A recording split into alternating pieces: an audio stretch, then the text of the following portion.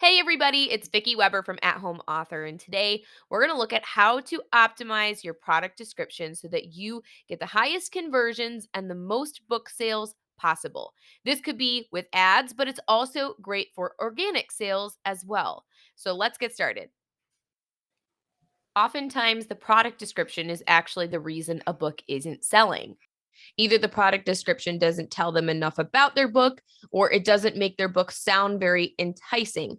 So, this is going to be step one, optimize your product description.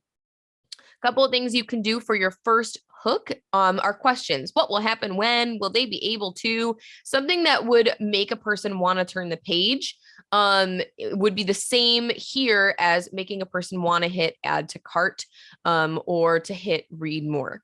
You can also use quotes if you have powerful copy from your story. This works especially well with rhyming books. You can also sometimes use onomatopoeias. They're not personally my favorite, but they work really well with certain books. Here's an example of a product description that I wrote thinking it was so good, and then what I optimized it to. So, this first one, Alita, the daughter of a Taino chief, lives in paradise. One day, she is startled by a boy from the opposing tribe, the Caribe. Meeting daily in a hidden place, Alita and the boy Taru soon become friends, and then their love blossoms into something more. What will happen if someone discovers their forbidden love? A retelling of the Taino legend of how the hummingbird came to be, the story brings an ancient culture and a young love to colorful life. I thought this was amazing. I was like, people are going to buy, and I got crickets. I literally got zero sales. And so I knew that I had to revamp things. I just didn't know how. And what I learned is that when it comes to the what you would write on the back of a book, which is more focused on the story and what happens, the product description on Amazon really needs to be more about your reader and what they're going to get out of the book than the actual book itself. So here is what I changed it to. Alita lives in paradise, so what could go wrong? Boom, there's my first hook. When she meets a boy from the opposing tribe, their friendship quickly blossoms into something more. What will happen if someone discovers their forbidden love? Boom, second hook. So now they want to read more of my description. They're going to hit the read more button, and this is what they're going to see. With all the magic of a Disney fairy tale, the secret of the hummingbird is sure to capture the hearts of children and adults alike. You won't just enjoy the story, you will feel like a part of it. So now I'm telling them with all the magic of a Disney fairy tale, they know how Disney fairy tales make them feel. So now they know, oh, I'm going to get that same feeling from this book. They won't just enjoy the story, they'll feel like a part of it. Now they're knowing like what they're going to get out of reading this. Created by an elementary teacher to educate and inspire, children will love learning about the Taino culture through the retelling of their indigenous folklore, bringing an ancient culture and a young love to colorful life. So now what we see here is a much higher converting product description.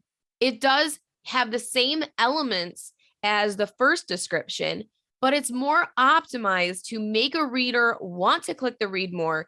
It tells them what they're going to get out of it in a way that is implied, but it also gives them a really good depiction of here's what the book is about, here's what the purpose of it is, here's what you're going to get out of it in a way that's kind of neatly wrapped with a bow. The goal here is that you want your reader to hit this read more button. There's a limited amount of text that they see before the little read more button. So whatever comes before that read more button, it needs to make them want to click it. It has to compel them to do so. A lot of times I'll just see blocks of text with no hook, nothing catchy. That doesn't make me want to hit the read more. It doesn't make me want to hit the add to cart button. So this, I can't emphasize it enough. This is crucial. You also really want to make it pop. So you can use the Amazon book description generator from Kindlepreneur. And what this will do is it will give you, headings. You can do bolds, italics. You can add icons. You write your description here, and then you can generate the code for it. And you can paste that into your product description so that you get really eye-catching descriptions. The two places to update, you can either update them in your KDP or Ingram Spark dashboard, or you can go into Author Central and do it that way. The only thing with Author Central is if you ever hit the publish button again in KDP to update anything, You will need to hit the publish button again in Author Central to make sure the product description matches. Hitting the KDP publish button basically is like a reset, and it will reset to whatever is in the back end of KDP. So this is one of the first places to start. So let's take a look at some books that do this really well. Zara's Big Messy Day is insanely popular. It's actually been picked up by SEL school curriculums all over the country. And take a look at what she does here. How does your child manage big, messy emotions? Meet Zara, a clever, responsible, and sometimes anxious 7-year-old girl who lives with her mother and 4-year-old little brother, Sam. This makes me want to click more because the first question is about me. And then we have this lead in that makes it seem like, I think Zara is going to relate to my child. That's the impression I get from this. So I'm going to hit read more. And you can take a look at some of the other things that she talks about. Help is on the way for Zara and your little one. This is a great example of how easy it is to use this to make connections between your reader and your character. This is a little bit different. This one, Joey's whole theme is much more humorous, laid back, straight to the point. So his product description is a little bit that way too. Poor Nameless tries to explain to the reader why this is simply the worst book in the whole entire world. Will he succeed in his noble quest? Is he part of the reason the book is the worst? Will it have a happy ending or the worst ending ever? Like, I don't know. I want to figure it out.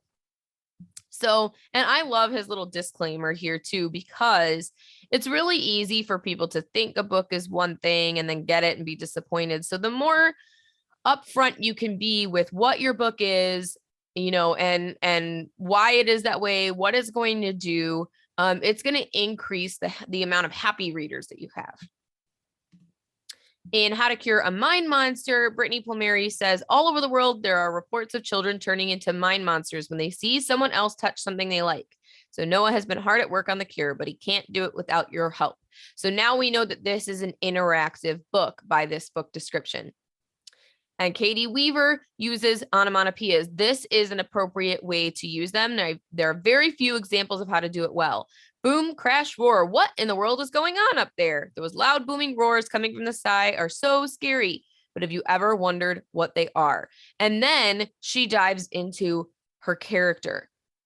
As always, I hope that this has been helpful. Don't forget to like and subscribe for more videos just like this one.